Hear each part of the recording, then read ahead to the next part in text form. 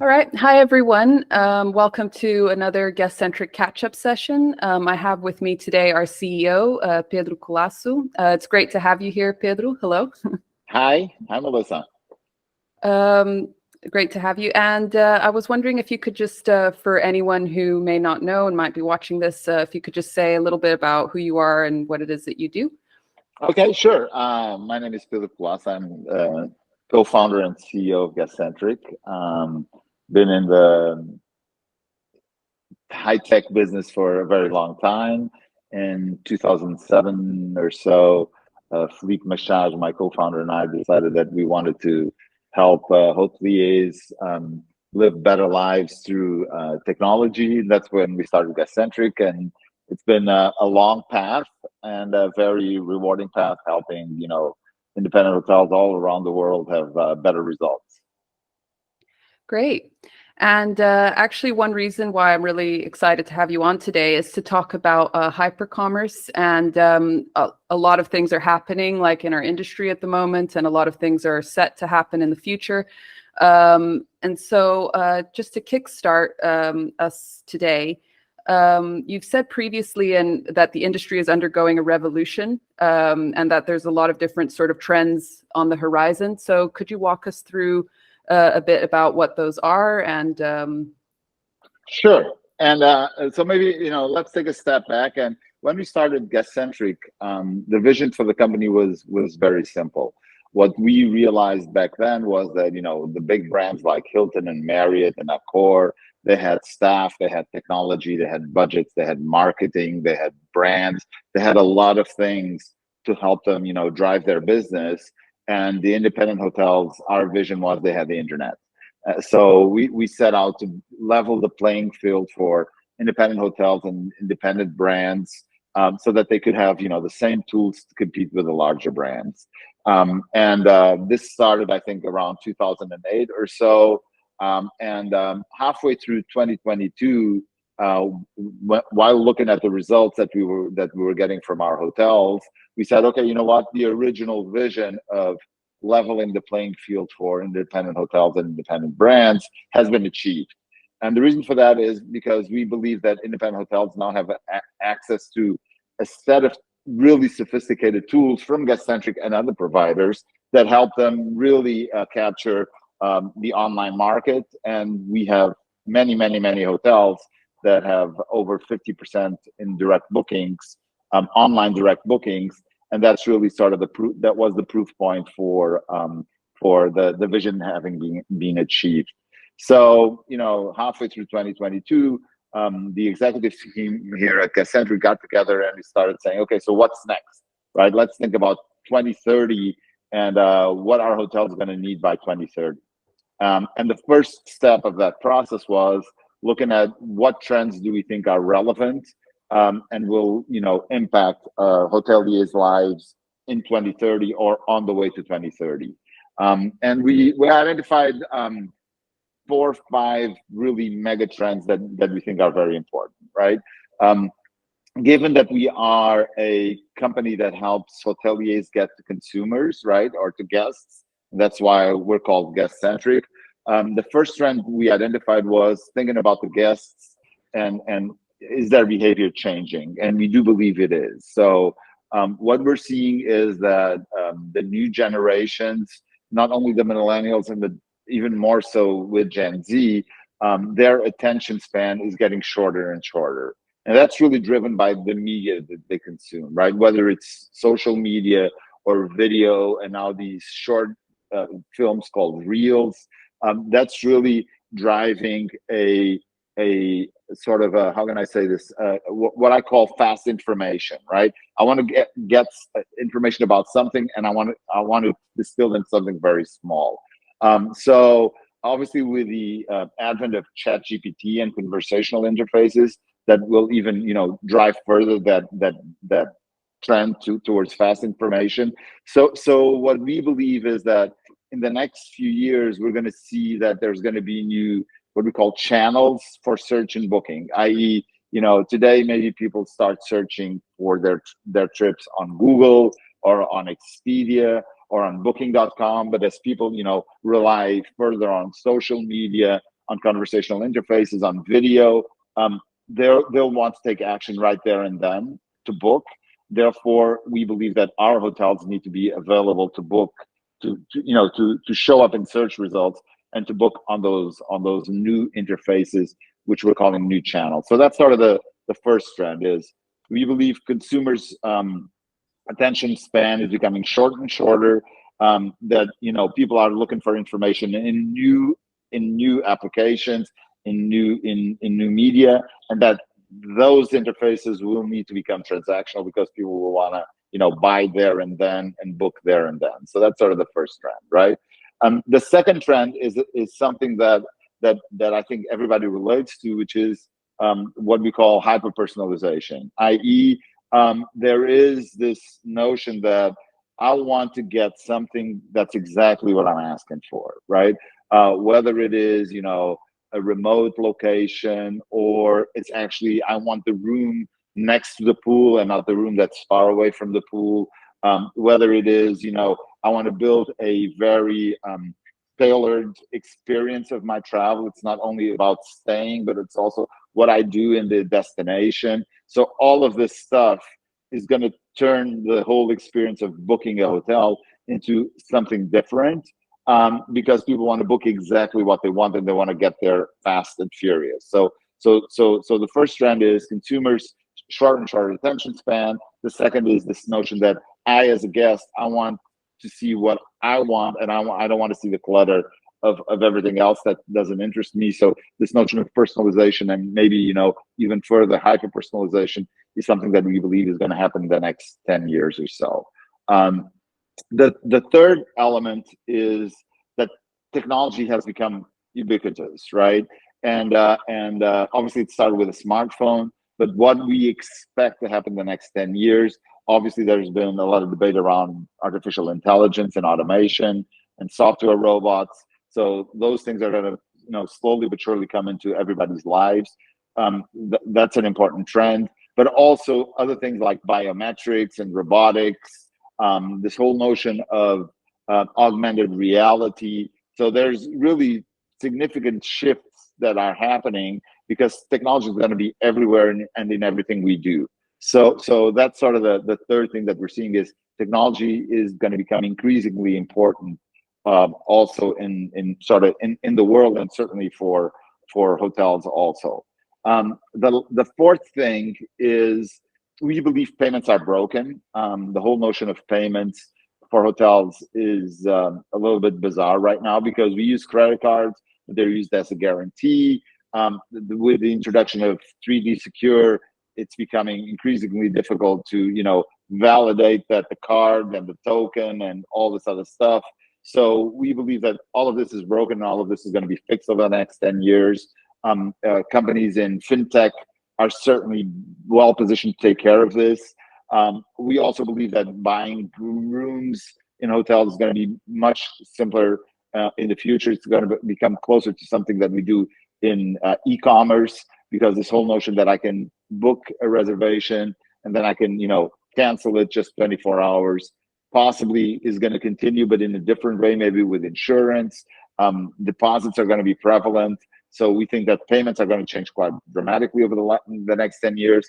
And then last but not least, this whole sustainability and purpose issue. Obviously, the planet has limited resources. There's a lot of big trends like purpose-driven travel. There's a lot of discussions about how the regenerative economy is going to impact hotels. I do believe personally that the sustainability is going to be changing from an abstract word into something very concrete. We see Booking.com introducing some measurements around sustainability and hotels. I do believe that user reviews are going to be the ultimate driver for sustainable practices at hotels. So we do expect that there's going to be not only the certifications that are sort of slowly rolling out to hotels now, but also really pressure from the consumers and from the guests that hotels have to be sustainable. And if you put all of this together, right? So the shorter attention span, of consumers and the emergence of new booking channels, the personalization of offers, the increasing adoption of high tech, whether it's AI driven or robotics or anything like that. This whole issue that payments are going to change, and then how do we bring sustainability into the mix? That's really a radically different world than the world we're coming from. And we believe that this change requires a new philosophy for hotels to be online. And that's why we came up with this new philosophy, I would say, that we call HyperCommerce. And HyperCommerce is really about creating a system that inspires ambitious hotels to provide a remarkable experience for their guests anywhere you can meet them in the online world. So that's sort of the background to HyperCommerce. Right. Cool. Thanks for that very detailed explanation. And I guess like the next question, I would say in practical terms, what would you suggest would be like the first steps, maybe 3 to 5 steps that hotels should follow to sort of adopt the HyperCommerce philosophy and embody it like within their business in order to meet these new emerging trends that are coming up in our industry? So the way I see it is hotels really need to embrace technology, which in the past has not been so much the case, especially because staff was widely available. Now that's changing. So I think, hotels need to embrace technology, and they need to continue their drive on providing the best possible experience to their guests. I think that's always been the case, right? The people in hospitality want to provide the best possible experience to their guests. But if you couple that with sort of this need to embrace technology, that's really what's changing. And we believe that the only way to do that is through something that we call HyperCommerce. And it's really about empowering hotels to control their own destiny and break free from the limitations of the traditional distribution channels like the tour operators, the OTAs like Expedia and Booking, and really, how can I do that, right? And the way to do this is, if you think from a philosophy perspective, is hotels need to be in the conversation earlier in the funnel, which means you need to get to consumers before they reach the mass distribution channels. So whether it is on Instagram or TikTok or any of those social media networks, or whether it is on things that we don't even know are going to happen over the next 10 years, but certainly, ChatGPT will have a huge impact on this. Other things are going to emerge that are going to change the way guests behave online. So I would say that that's really sort of the critical item, is hotels need to engage with guests earlier in the process. So basically, if I understand correctly, it's just to sort of be a part of the conversation before they even like start researching fully like the trips and stuff. Like, for example, being on Facebook or something, and you're just visible there with your hotel. Okay. Exactly. So it's really about, if you think about it, it's about providing a seamless experience that integrates everything that a hotel can do to create this hyper-personalized offer to the guests from the moment they start searching to the end, right? When they stay and beyond. So it's really about providing this seamless experience in the dialogue and in the conversation hotels have with guests. Yeah. Or even generating the demand before they even think about the hotel. Absolutely. Okay, and in sort of taking these steps, like how would you say it would impact the bottom line of their business for the hotels? So the notion behind this is that we believe HyperCommerce is going to be the platform for revenue growth for the hotels, right? And it's really about how can I grow my source of business, right, or my business, by whether it is getting to the right guest at the right time, but also providing other things that are difficult to book right now. We discussed, for instance, I want to be close to the pool, or I want to be close to the elevator, or I want to be far away. I want to have a high if it's a large hotel, I want to stay at one of the top floors, or I want to stay at some of the bottom floors. So this notion that we're gonna I'm going to say a word that we're going to sort of disintegrate the offering and then assemble it in different ways, right? Because right now I can book a double room or a king room or whatever, but really there's a lot more to my choice that I could put into the process, close to the elevator, whatever, right? That people may be willing to actually pay extra, or they will want to have a discount if they're, doing some trade-offs. And I think that this attributes-based selling is really going to come into the process, but it has to come into a process in a way that's easy, that is intuitive, and that's really not been done today. And we believe that that's part of what HyperCommerce needs to offer. Right. Okay. So you sort of mentioned before that what makes a hotel, I guess, like if they embody HyperCommerce, one way that would be an advantage would be that they're kind of reaching the guests before the guests go to the big distributors. Yeah. Are there any other ways that you would say that a HyperCommerce centric, let's just call it that, hotel stands out from the competition, as it were? I think if you think about it, so one thing is sort of the guest facing piece of HyperCommerce, right? And I do believe that it's about this dynamism, this ability to reach guests in new and surprising ways and so on. But then there's also sort of an operational side of things, right? Because one of the things that hotels always struggle with is this customer acquisition cycle, right? And I do believe that as technology evolves and as things like robots come to fruition, we're going to be able to deliver a much more how can I say this, a much more comprehensive solution that actually can address all these related issues, right? Whether it's reservations or handling exceptions or generating demand, but do it in a way that's a lot easier for hotels, because we have already a lot of intelligence in the system today, but we're building more intelligence that helps people just make better decisions, right? I think the whole issue is in the days of big data, and we collect a lot of data about consumer behavior on websites, about booking patterns and so on and so forth.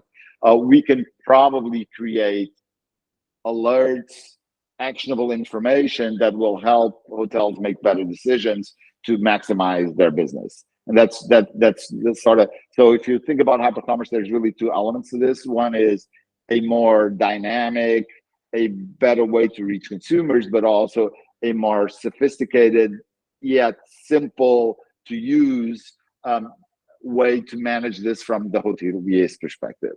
So it's really an intelligent solution that should learn with usage and with data to provide, indications of how can hotels improve their performance or improve their pricing or improve anything that actually adds to their business model. Okay, great. So I think that brings us to the end of our session for today, unless you have anything else that you would like to add on this topic. No, the only other thing that I would add is, obviously this does not live, it's not like an island, right? Hotels have many systems today. They will continue to be used, and HyperCommerce has to fit well within the existing infrastructure, right? So this whole notion that we need to integrate with legacy and other hotel systems remains very, very accurate.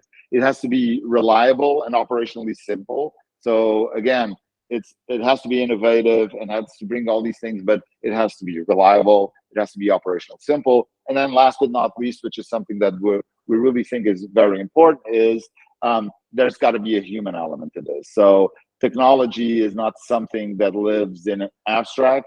It's operated by people, and those people have questions, they have doubts, they forget things. So they have to have sort of a human person behind that helps them, resolve issues if they appear, or helps them drive more performance with, expert advice. And that's really sort of the important thing here is, if I think about HyperCommerce, it's about changing the guest experience, providing, very reliable and very easy to use tools to the hoteliers, and then having an expert team that provides them with the support to operate them to maximum use and really drive, these hotels to achieve their full potential.